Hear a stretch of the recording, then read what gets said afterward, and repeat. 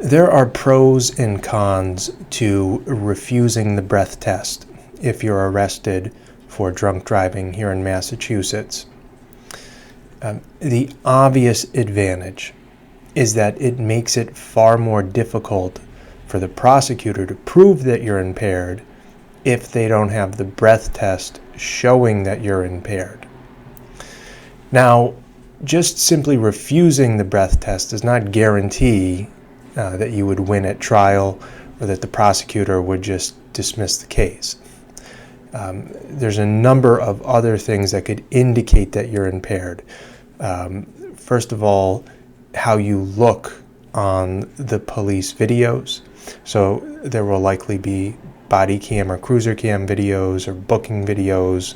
And if you're visibly impaired, then the prosecutor can still prove that you were drunk driving, most likely.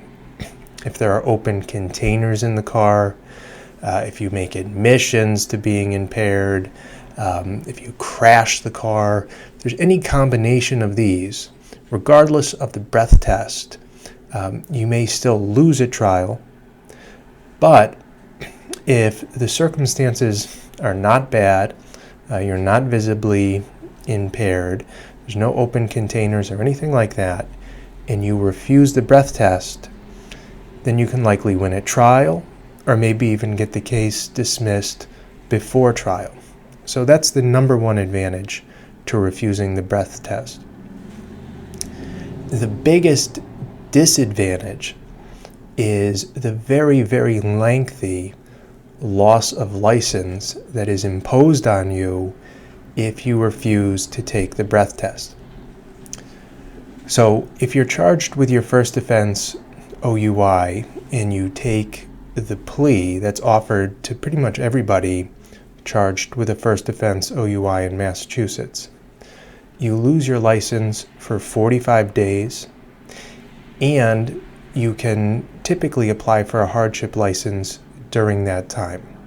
Now there are exceptions, but generally that's the license loss for most drivers 21 and older. If you refuse the breath test, you lose your license for a minimum of 180 days, and you cannot get your hardship license during that time unless you plea. Right? So really, if you refuse the breath test, the process becomes the punishment. So you may win ultimately, right?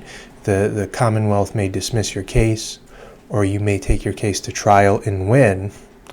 But in a sense, you've lost more than the person who took the breath test and did the plea, because you will not have a license for at least 6 months, and you will not have a chance to get a hardship license during that time.